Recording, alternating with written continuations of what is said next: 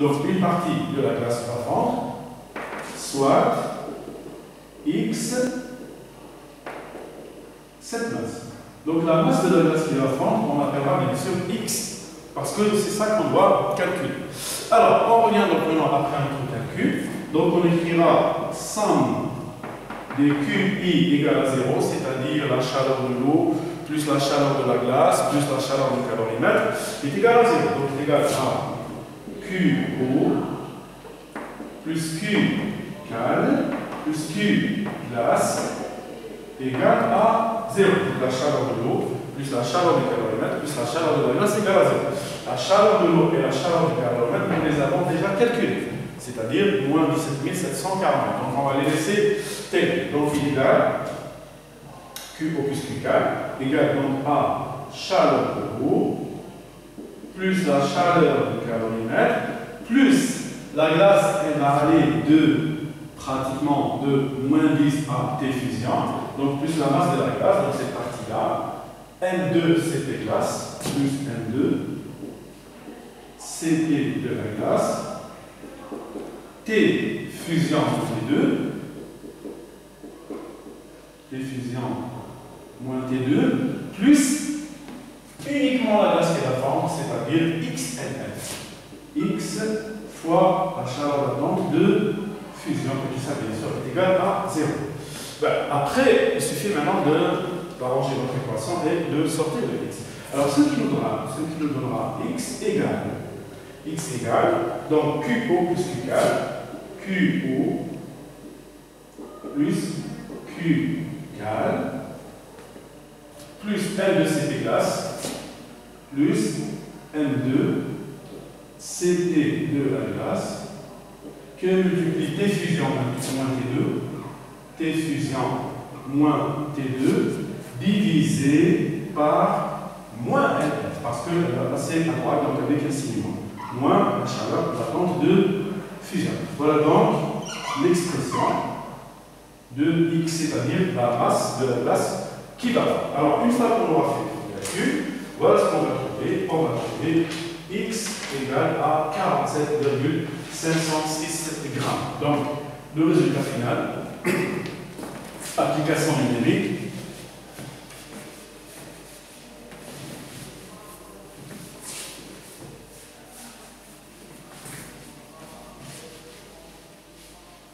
Donc, application numérique,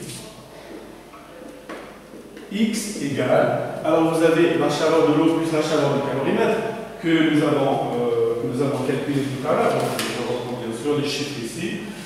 C'est moins 17 748, moins 17 748, ça c'est pour la chaleur de l'eau plus la chaleur du calorimètre, plus N2, donc 90, plus 90, donc M2, CP de l'eau, CP de la glace, pardon, 2,09, qu'elle multiplie T final moins donc T fusion, c'est-à-dire c'est 0, moins la température initiale, c'est-à-dire moins 10.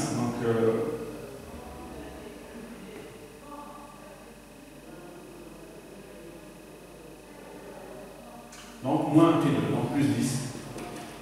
On divise le tout par moins LF, c'est-à-dire on divise par 334. 334,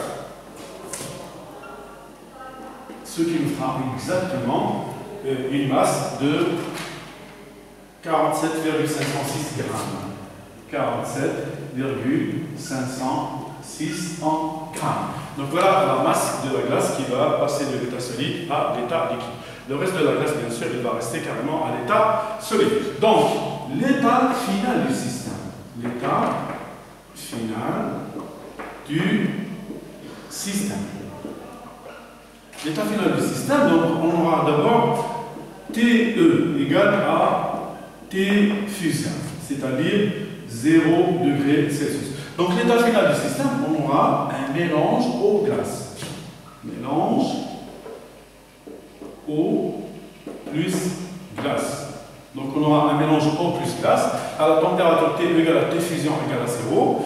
Alors la glace, masse de la glace, M de la glace M de la glace. Donc c'est M2 moins ce qui a fondu, c'est-à-dire 80 moins 47,506. 90 moins 47,506. Donc 90 moins 47,506, ce qui donne exactement une masse de glace de 42,49.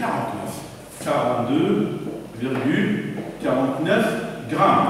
La masse de l'eau est égale donc à N1 plus la glace qui a fondu, c'est-à-dire 247,5. 247,6 grammes. Voilà donc l'état final de notre système. Donc, en conclusion,